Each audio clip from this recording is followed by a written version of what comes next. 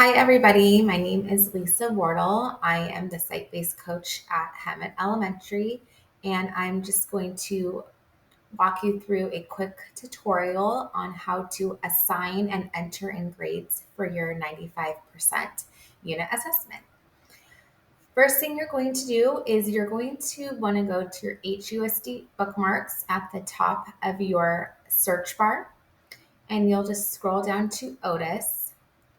Once you have selected that, you will just simply click the Login with Google button down here and select your Hemet Unified school account.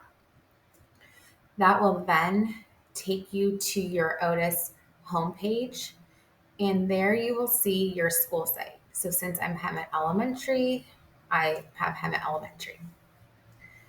Now on the left-hand side is our menu bar, and you will see there's all different types of options. And for our training, I'm going to be working in this assessment module. So I am going to click on assessments because that is where all of our 95% assessments are housed, as well as our Eureka assessments. So I will click on that. And here you can see it will say my folders and shared with me. You will find your 95% unit assessments under the shared with me section, and it will be titled 95% unit assessments, K through 5th.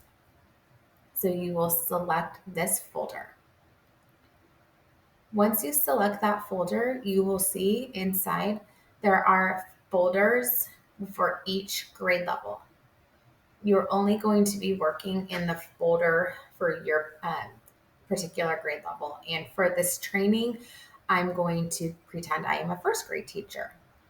So my first grade kiddos, they just finished their Unit 1 95% assessment. I hand scored their assessments using the provided answer key from the teacher guide. And now I have them all stacked here, and they're in order, an ABC order by the student's last name, which will help me enter in their grades quicker. So step 1 in Otus, I'm going to go into my first grade folder, and I'm going to find my Unit 1 assessment. It is down here. You can also just click on that little arrow if you want them in order by number. And once you find that Unit 1 assessment, you'll notice that the grading scales for all of these are by standard mastery. They're not points based. So once you pass the little grading scale, you'll see to the right, there's the 3 ellipses. Just click on those, and you will have the options to assign.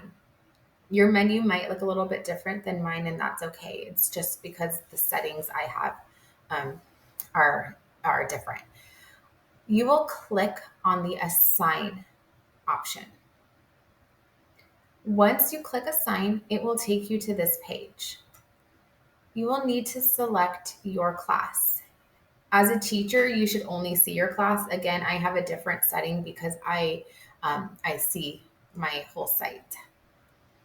So I have selected, for this training purpose, I'm going to pretend that I am Miss Bray. So I have selected my class, and here are all of my students. I will scroll down and select the due date. I personally like to select the date in which I had the students take the assessment in class. And for just training purposes, I'm going to pretend they took it today. It is very important that we hit the apply button so that this date sticks. We do not need to worry about the availability right now, nor do we need to worry about instructions, because again, the students are not taking the test inside of Otus. This is if they were, then maybe I would say, please be sure to take your time, read instructions carefully, but we don't need to worry about that for these 95. And And settings, there's also different settings that you can enter, but for these 95 assessments, we do not. So I'm going to scroll back up and simply just click this assign. And that's going to assign this to all of my 27 first graders. Okay, now I am back to my assessment page, and now I'm under my assigned assessment. You'll see that when I go to my drafts, my 95 unit 1 assessment is not here because I have assigned it. In order for me to enter in my grades, I would simply just click on this status bar because it will show me it's red. That means all of these have not been submitted. So I will click on my red status bar and it will show me all of my students. Since I've already graded all of my students' assessments and they're stacked all nice and neat here in ABC order, it will make it very easy for me to enter in their grades. So I'm going to start with my first student. And these are the rubric assessments. So I want to look at the actual rubric to see how these are graded. You will go to the top and click on this expand button.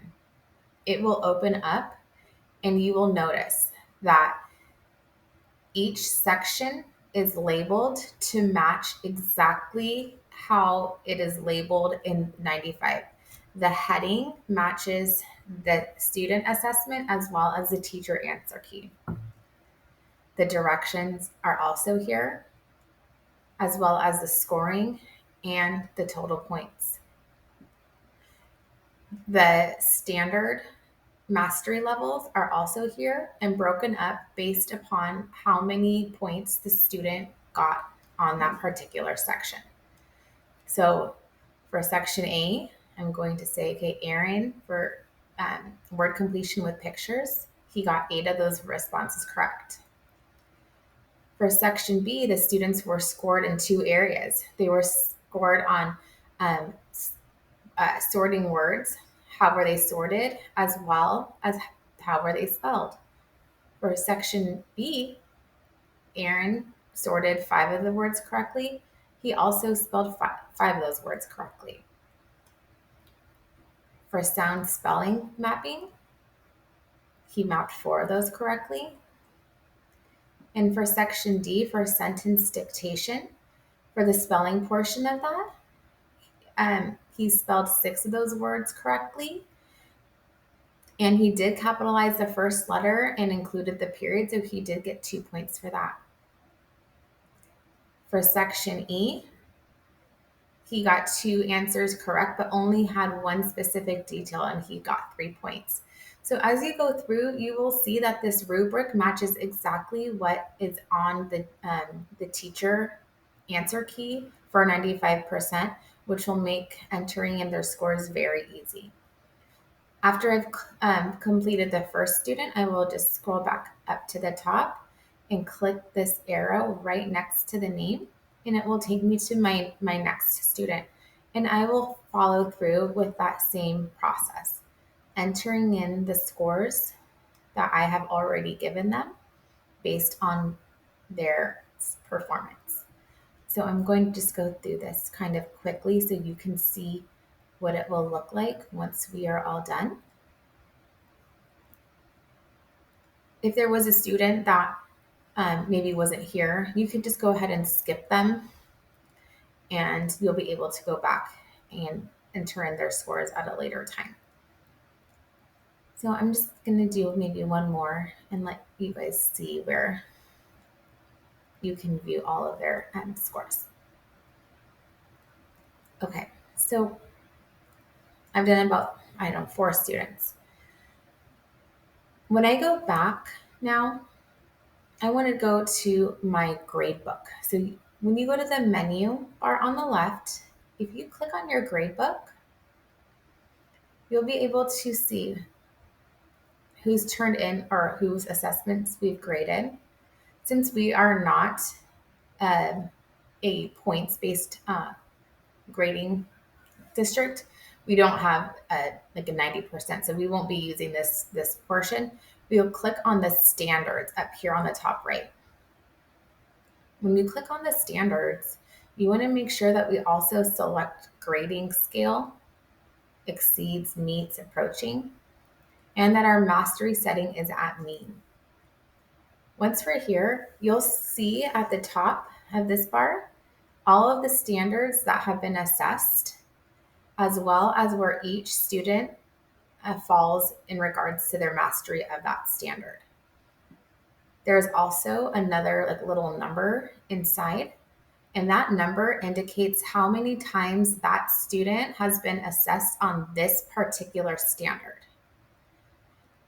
Once you scroll all the way down, you will be able to see your class as a whole, how they have performed on that standard. So I can see that there's one student who is approaching, and I have 4 students who have met that requirement. Over here, I can see that I have a student not at standard, and I have 4 that have met that requirement.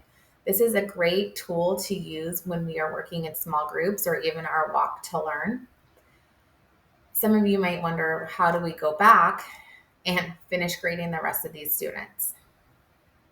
To do that, you just simply go back to your assessment module and return back to your assigned assessments and click right back on that bar and find the students who you still need to grade and repeat that same process and continue on with that. And that is pretty much it.